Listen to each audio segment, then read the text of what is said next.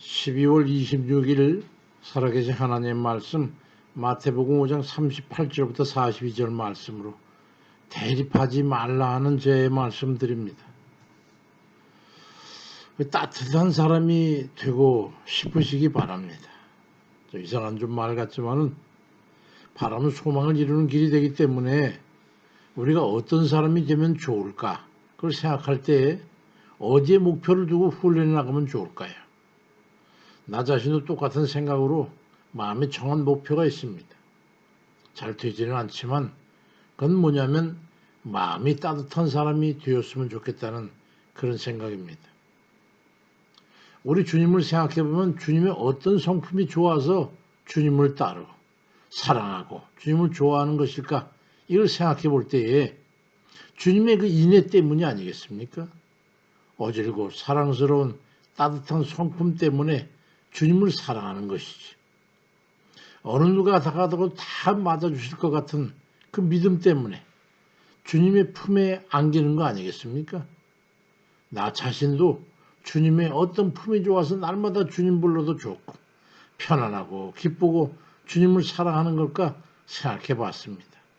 다를 바 없이 주님의 인자하심과 끝없이 용서해 주시는 그 사랑 때문임을 알게 됐습니다. 주님께서는 말씀하셨어요. 마태복음 5장 38절 이하에 눈은 눈으로 이는 이로 갚아라 했다는 걸 너희가 들었지만 나는 너에게 이르노니 악한 자를 대적하지 말고 누구든지 내 오른편을 뺨을 치거든 왼편도 돌려대고 또 너를 고발해 속옷을 가지고자 하는 자에게 겉옷까지도 가지게 하고 또 누구든지 너를 오리를 가게 하거든 그 사람과 심리를 동행해 주고 네게 구하는 자에게 주고 네게 꾸고자 하는 자에게 거절하지 말라고 말씀하셨습니다. 혹시 시편 136편을 읽어보셨습니까? 시편 136편은 26절까지 기록이 되어 있는데 9절마다 빠지지 않고 계속적으로 반복되는 용어가 있습니다. 그 용어는 바로 인자심이 영원하도다라는 말입니다. 여호와 하나님은 인자심이 영원한 분이심을 증언하고 있는 거예요. 이러한 인자심이 우리 그리스도인들에게 얼마나 중요한 품성이 되어야 하는지를 우리로 하여금 알게 해주는 일례입니다. 우리의 목자 되시는 주님의 첫 번째 덕성이 바로 그 인자심이기 때문에 하나님의 어린 양 되시는 우리 그의 품 안에 거하고자 하는 그런 마음을 품게 되는 거죠. 그 인자심 때문에 우리가 용서받고 사는 거 아니겠어요? 목양장이라고 하는 시편 23편 6절에도 내 평생의 선하심과 그 인자심이 반드시 나를 따르리니 내가 여호와의 집에 영원히 살리로다 그리 말씀합니다.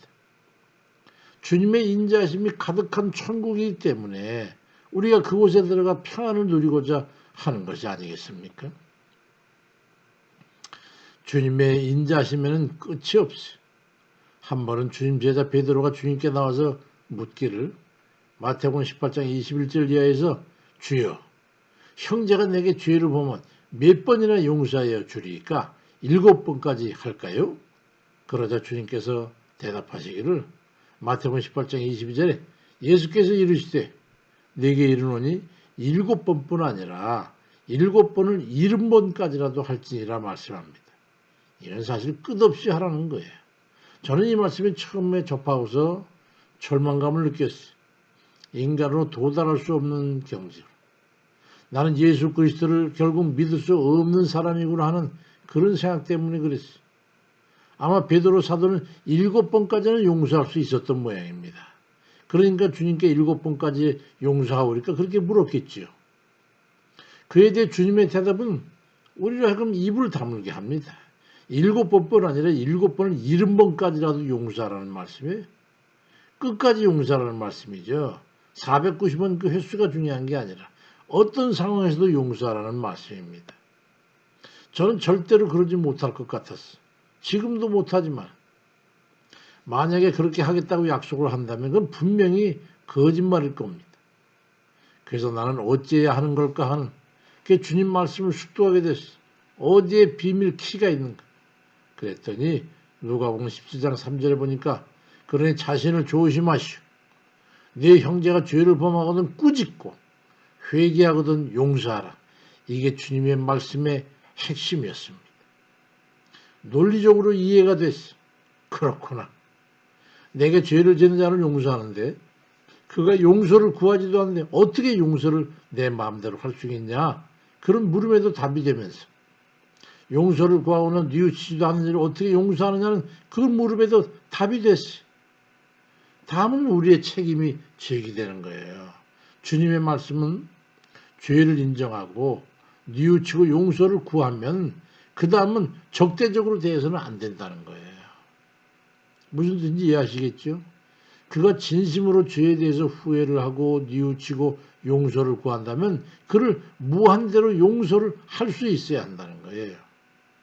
물론 절대 쉽지 않은 일이긴 하지만 자신이 주님 앞에 결심하고 맹세하고 약속하고 다짐을 해도 또다시 반복되는 나 자신의 죄의 속성을 보면서 그런 자신을 비춰보고 7번씩 70번 아니라 700번이라도 들고 나아가서 주님 앞에 용서를 빌어야 되고 용서를 또 받는 나 자신을 보면서 주님의 말씀을 깨닫게 된 거야. 나는 주님 앞에 그렇게 용서받으면서 그럴 수밖에 없구나. 주님께서 나에 대해서 너무도 잘 아시는구나. 우리에 대해서. 주님의 말씀의 뜻은 이겁니다. 아무리 악한 자라고 할지라도 결코 적대적으로 대립하지 말라. 악한 자를 대적하지 말고 누구든지 내 오른편을 치거든 왼편도 돌려대고 너를 구해 속옷을 가지고자 한다면 겉옷까지라도 가지게 하고 누구든지 너를 억지로 오리를 가게 하거든 그 사람은 심리를 동행해 주고 네게 구하는 자에게 주면 네게 꾸고자 하는 자에게 구하자지 이 말라는 말을 오해하지 마시기 바랍니다. 무조건 다 내어줘 요구하는 걸 다 들어주라는 그런 뜻이 아니에요. 오른편 판을 치거든 무조건 끝까지 맞아줘라 죽을 때까지 그게 아니에요. 속옷을 가지려고 한다고 해가지고 있는 겉옷 치고 속옷 다 홀랑 벗어주라는 거 빨개 벗고 아니에요. 오리를 가달라고 하는데 갈 필요도 없는데 무조건 가서 심리까지 더 가라든가 아니에요. 돈을 꿔달라는 지금 밑 빠진 독에 물 붓기식으로 노름이나 사기꾼에까지 계속 내주라 아닙니다. 그 말이. 핵심은 대적하지 말라는 거예요. 죄를 깨달아 뉘우치고 회개함으로 용서를 구할 때는 언제까지라도 용서할 수 있어야 되는 것처럼 그건 우리가 헤아릴 수 없을 만큼 용서를 주 앞에 구할 수밖에 없는 속성 또 그렇게 용서받는 그런 우리의 존재 그런 것 때문에 끝까지 우리를 용서하시고 사해주는 주님의 그 행동 양식처럼 우리도 다른 이에게 인자함으로 대해줘야 한다는 거예요. 적대적으로 대함으로 다툼이나 악감적으로 적을 만들지 말고 인자함과 너그러움과 내어줌으로 감싸 안으라는 말이에요. 진심으로 내어주라는 말입니다.